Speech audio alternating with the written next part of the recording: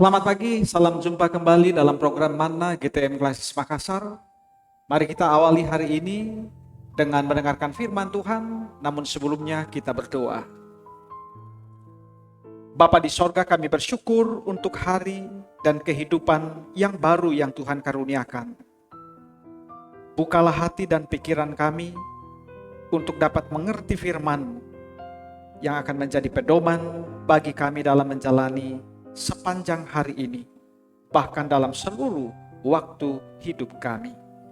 Di dalam Kristus Yesus, firman yang hidup, kami berdoa. Amin.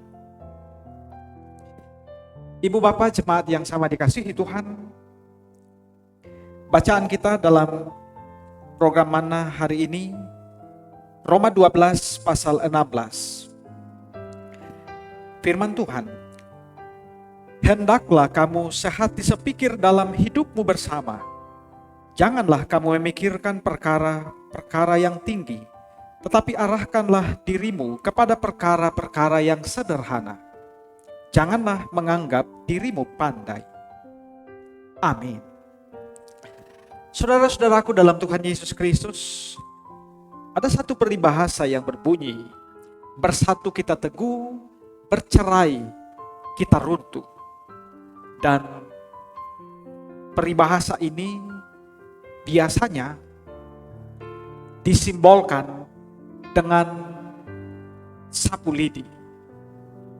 Bila hanya sebatang lidi, maka sebatang lidi itu hampir tidak berfaedah apa-apa. Tetapi bila batang-batang lidi itu disatukan menjadi sebuah sapu, maka akan memiliki manfaat yang besar. Hal ini mau mengatakan bahwa sesungguhnya besar atau banyak manfaat yang akan tercipta melalui kebersamaan dengan orang lain ketimbang hanya seorang diri saja. Bersama dengan orang lain, kekuatan akan menjadi lebih besar, pertimbangan atau keputusan akan menjadi lebih kaya dan matang, pekerjaan akan lebih cepat selesai, dan beban akan menjadi lebih ringan dan sebagainya. Tetapi saudaraku, hal yang sebaliknya juga dapat terjadi. Artinya, membangun kebersamaan itu tidak gampang. Semakin banyak orang di dalam suatu kelompok, maka perbedaan itu akan semakin banyak pula. Dan itu juga semakin memperbesar potensi konflik yang akan terjadi. Nah, firman Tuhan yang merupakan nasihat Rasul Paulus kepada jemaat di Roma, mengajak jemaat pada waktu itu untuk sehati, sepikir, dan seterusnya. Dalam Alkitab terjemahan bahasa Indonesia sehari-hari, sehati sepikir ini diterjemahkan dengan hidup rukun. Jadi hidup rukun atau sehati sepikir atau kompak atau kebersamaan ini tentu menjadi dambaan banyak orang. Tentu bahwa dengan hidup rukun kita bisa berdampingan hidup dengan orang lain, berkomunikasi, berelasi satu dengan yang lain dalam keadaan yang damai. Nah, bagaimana mewujudkan hidup rukun? Dalam ayat bacaan kita tadi memberikan petunjuk yang merupakan jawaban dari harapan atau bagaimana mewujudkan hidup yang rukun itu sendiri. Pertama, janganlah kamu memikirkan perkara-perkara yang tinggi, tetapi arahkanlah dirimu kepada perkara-perkara yang sederhana. Maksudnya saudaraku adalah janganlah bersikap tinggi hati, tetapi rendah hatilah dan saling menghargai satu dengan yang lain. Sikap tinggi hati atau angkuh atau sombong merupakan tembok, merupakan sekat penghalang bagi terwujudnya keadaan atau suasana yang rukun. Sebab keangkuhan atau tinggi hati membuat kita menutup diri terhadap orang lain, menciptakan jarak, dan menganggap orang lain itu adalah saingan ataupun ancaman. Lalu yang kedua adalah jangan menganggap dirimu pandai. Saudaraku, tentu hal yang wajar.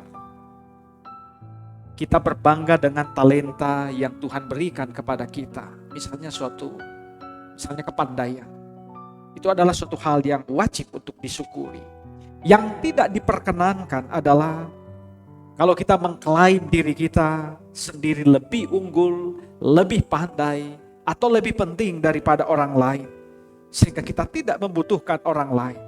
Atau mungkin juga kita memberikan tempat kepada orang lain, tetapi tetap memandang rendah mereka. Nah, saudaraku di dalam Tuhan, sikap yang demikian tentu sangat berpotensi menghancurkan kebersamaan ataupun kekompakan atau kesehatian.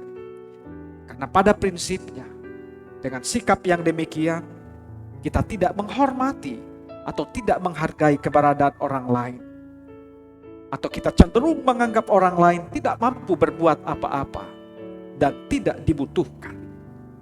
Sementara saudaraku dalam Tuhan, kehidupan yang rukun, kebersamaan, kekompakan itu dapat terwujud bila di dalamnya keberadaan atau fungsi orang lain itu diakui dan dihormati. Saudara-saudaraku di dalam Kristus Yesus, renungan ini dibuat dalam suatu tema besar yang berkontekskan sidang Sinode Am Gereja Toraja Mamasa. Kita tahu bahwa sidang sinode merupakan pengambilan suatu wadah, pengambilan keputusan dalam lingkup Gereja Toraja Mamasa untuk keputusan-keputusan yang bersifat prinsip dan strategis bagi pelayanan gereja. Dan sidang ini diikuti oleh para hamba Tuhan dari berbagai klasis dan dalam lingkup pelayanan tertentu. Maka momentum persidangan ini merupakan batu uji terhadap kebersamaan, kesehatian kita di dalam memikirkan dan menggumuli pelayanan secara bersama-sama, memajukan pelayanan gereja Tuhan, gereja Toraja Mamasa. Artinya kita tidak berpikir secara parsial hanya untuk wilayah ataupun diri kita sendiri.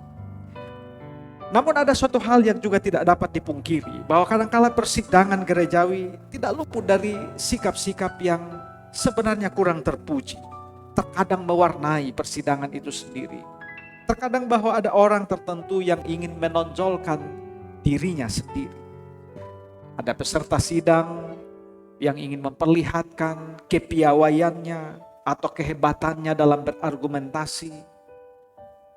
Ada pihak atau orang tertentu yang memaksakan kehendaknya. Kadang-kadang ada orang yang dalam persidangan setelah menyampaikan pendapatnya ataupun argumennya, maka dia keluar dari tempat persidangan untuk pergi bersenda gurau di tempat yang lain. Pokoknya sudah merasa puas karena telah mengeluarkan unek-uneknya ataupun pendapatnya. Atau juga memang mungkin ada keinginan hanya untuk menampilkan kemampuan di dalam bersidang ataupun juga di dalam menyampaikan pendapat. Tentu ibu bapak saudara-saudaraku dalam Tuhan, menata organisasi gerejawi dibutuhkan kesehatian, kebersamaan, karena pelayanan kita semata-mata adalah pelayanan bakti yang ditujukan untuk kemuliaan Tuhan. Pada sisi lain, kita sadar bahwa kita ini adalah hamba Tuhan atau pelayan gereja. Maka dalam kesadaran diri itu tentu bukan penonjolan diri sendiri.